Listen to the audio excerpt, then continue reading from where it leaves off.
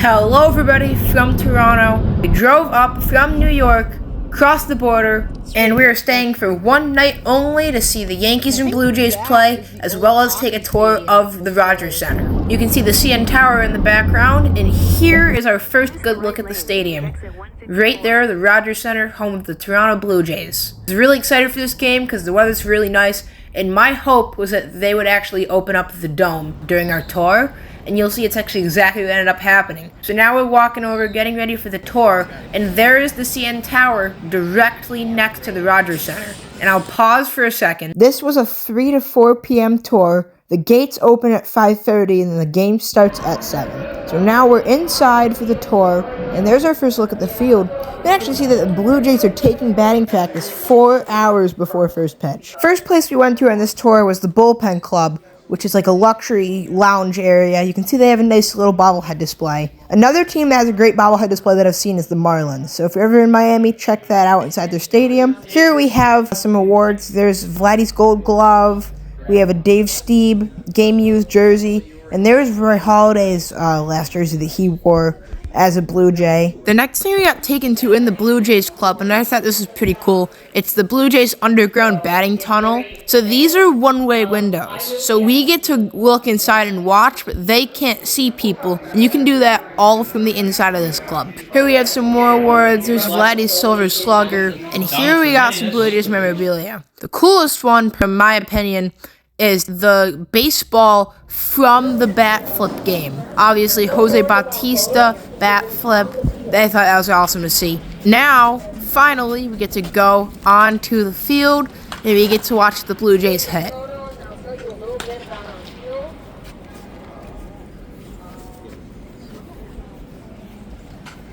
Yes, we get very. It's opening. Look at me. I feel powerful. Yeah. So they're opening it right now, and it's so quiet you can barely hear it. Right? It's so quiet. Either that side or that side. No, I know. We definitely.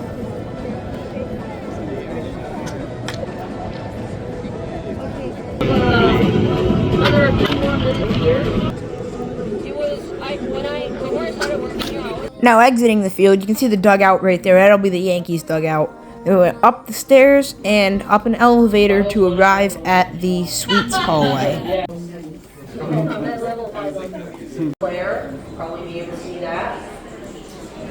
And now arriving at the suite, I take my seat in the front row to get a nice view of the Rogers Center from behind home plate.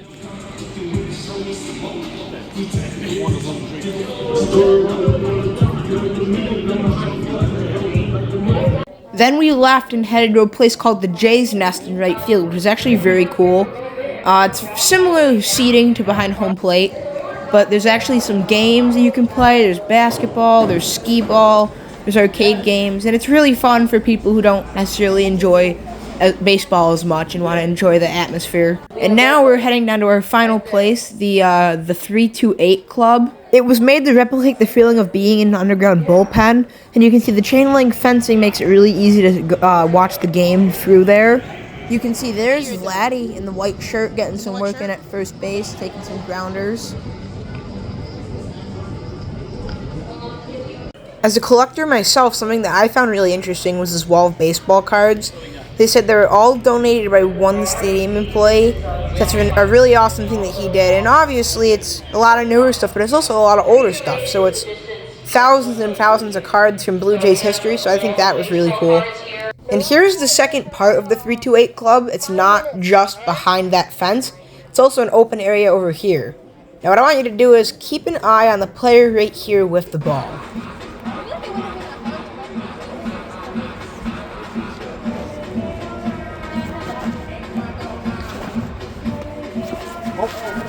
Hey, thank you! That was baseball number 77 Lifetime, and it was tossed by Leo Jimenez. One more interesting thing before we leave the tour, that's Don Mattingly at first catching baseballs, Blue Jays coach. So now the tour is over. We fast forwarded a little bit. Now it's 5:30 p.m. The gates just opened. Right now I'm running down the tunnel trying to get down to the lower deck because we went in the wrong gate. So now here I am showing up for batting practice, trying to get as close to the field as I possibly can. My goal for today is 5 baseballs, which will be very difficult but not impossible. Getting on the board during the tour is very important though. That means I only need 4 from now to the end of the game. Another thing to consider is that we have very, very good seats that will potentially help me get warm-up balls or even a live ball, as you may or may not have seen in the thumbnail.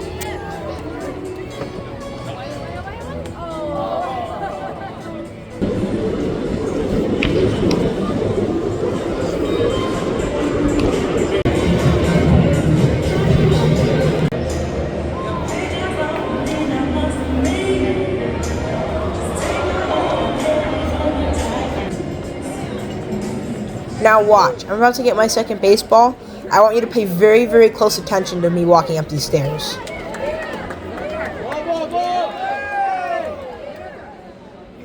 Dad, that was probably from batting practice.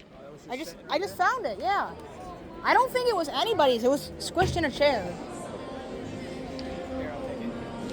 Hold on, yeah, that ball was smushed.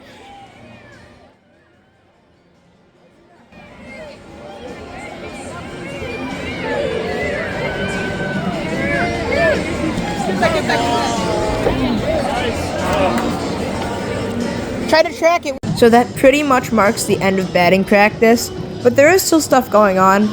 Carlos Rodon, who is not pitching today, is warming up in the bullpen, which that's cool to see. I was waiting to hope and try and get the toss-up baseball from what he was using. And I stood here and hoped for the best, but he just handed it to a kid near him. However, what I was most interested in was Devin Williams here on the warning track, who was having a conversation with a Blue Jays player that he did not recognize at the time. He does have a ball in his glove here, so that's why I'm paying such close attention. I'm waiting for him to be done to try to ask. I didn't notice at the time, but I did some research. That's Eric Lauer, who played with Devin Williams on the Brewers for 4 seasons, from 2020 to 2023. There's Austin Wells, who's getting ready to warm up with Clark Schmidt when he comes out.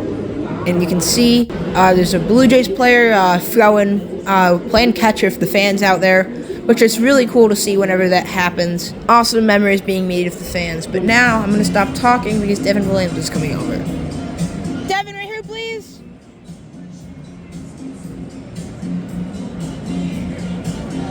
Hey, thank you, Devin. Does he only have one? I think so. Damn it.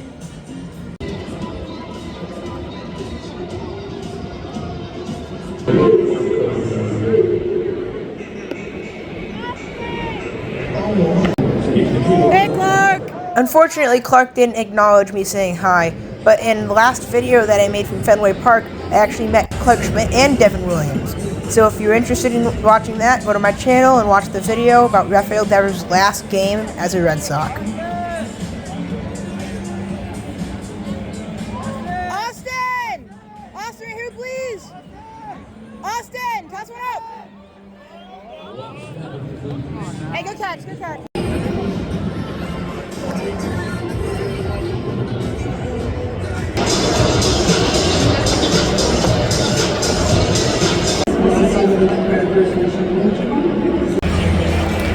Please welcome tonight's outfield district DJ.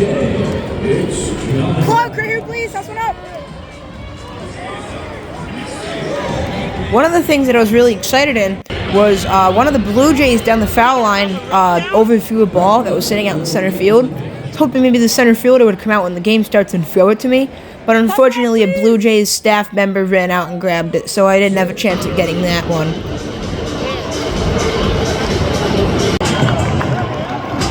Looking up, late center field, number 38.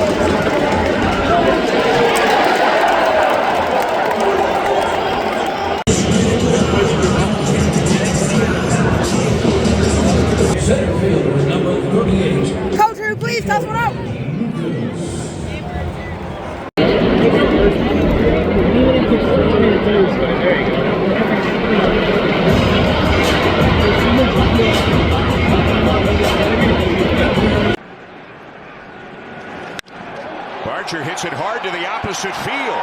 It is off the wall. Springer is getting the wave around.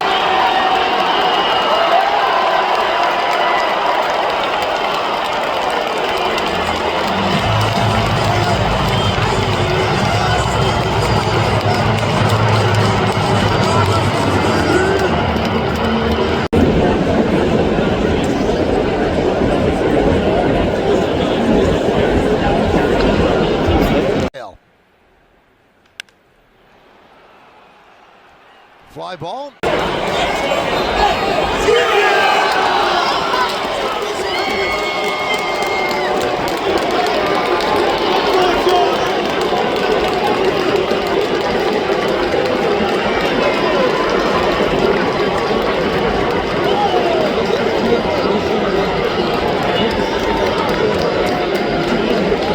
First baseman is number 2, and West.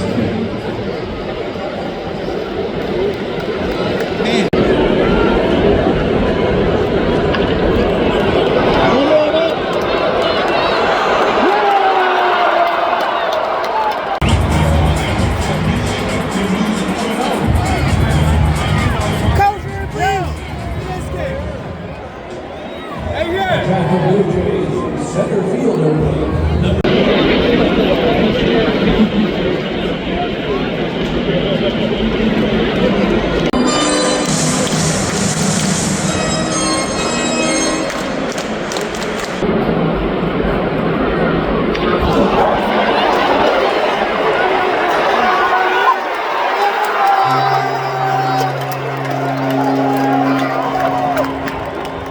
Sorry about the terrible camera work, guys. I was zoomed in too far and I started freaking out when the ball's coming near me because it literally looked like it was coming right at me. And you'll see on the replay it's about to go on the scoreboard. I'll circle me so we can see it's zooming in, zooming in. There I am, right there. So it literally missed me by like 4 seats. And that one is lined in the left center field. It's a base hit. It splits the outfielders. And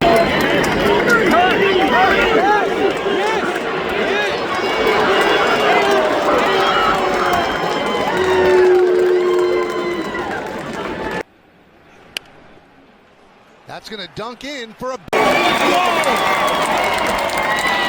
scores an RBI single for Anthony Volpe, and the Yankees trail by 1, 3-2.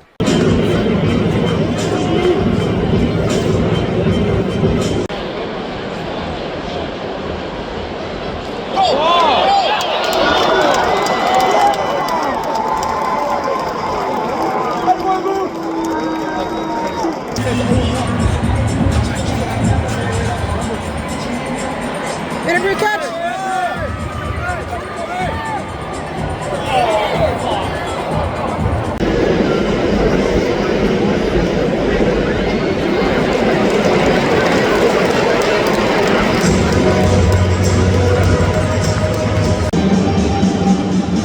Left fielder number 36.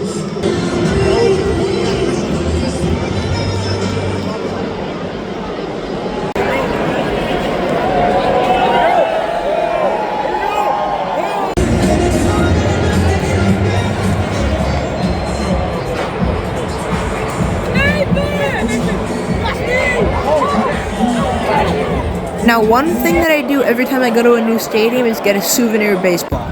So this is the baseball that I bought: Blue Jays, Yankees, Rogers Center, and Toronto, Canada.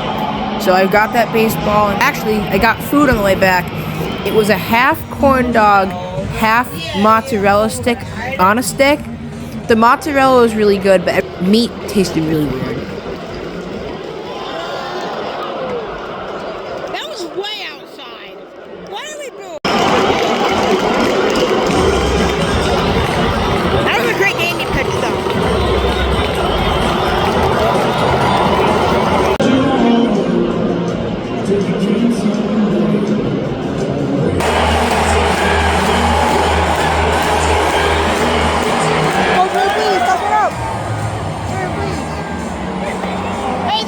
And there we go, number 4 of the day. Here's a picture of all 4 baseballs that I caught today, and then I actually ended up giving 2 of them, these 2 of my gloves right here, to the 2 kids to the left of me. They've been trying to get a baseball game and they didn't have any, so I gave one to each of them.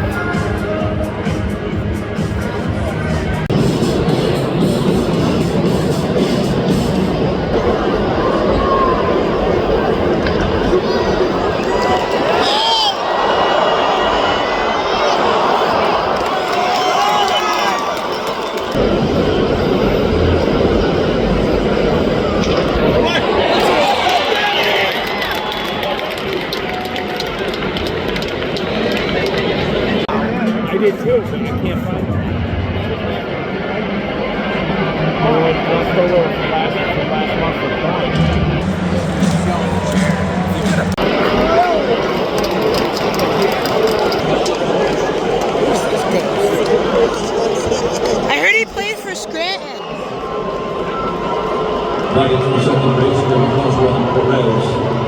Number 27, John Carlos.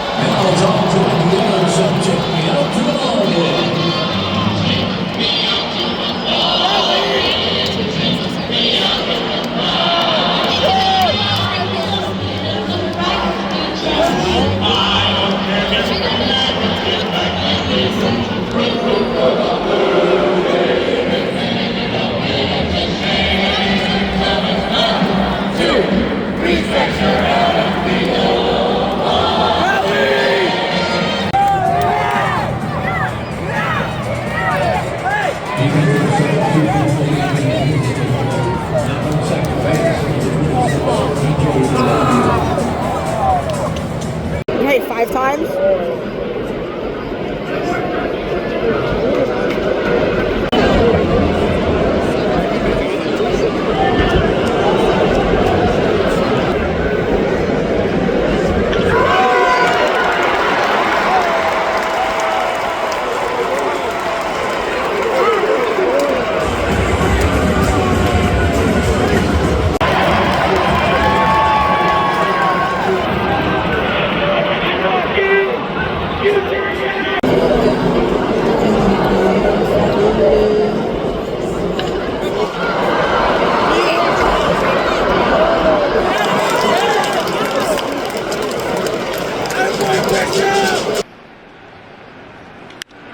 High fly ball to center.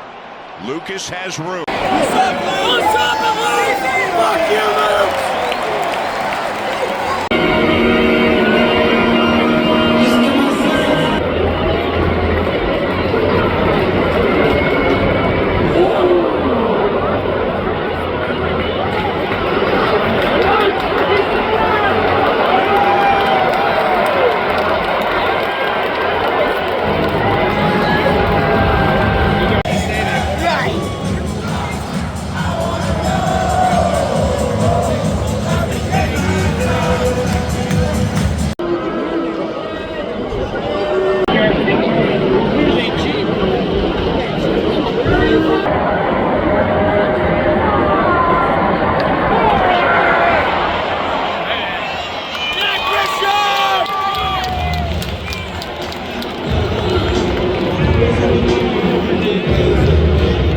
Center fielder, number 38.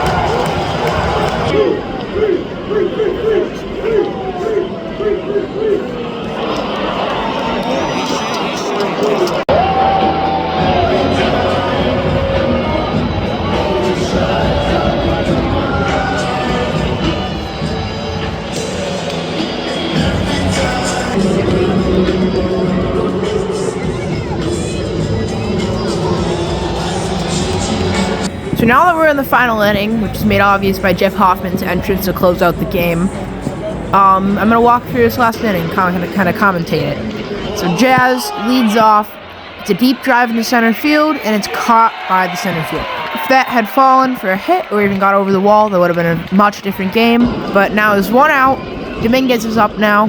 He drives one into left center field. Sorry about the bad camera work, but that's actually fumbled in center field. So Dominguez actually goes 2. So he gets 2 there. Now helps Volpe. Volpe's had not had a good game or a good season so far. So looking to try and fix things. And wouldn't you know it, he pops one right to the first baseman. Doesn't even swing. Perfect. So now we got 2 outs on us. And so if only 1 out needed left, I'm just going to let you guys watch this. Trying to center field. The Blue Jays are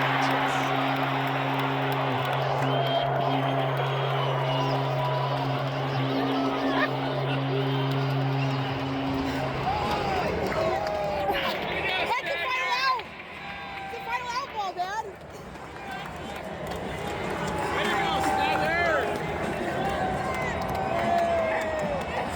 Hey, thank you!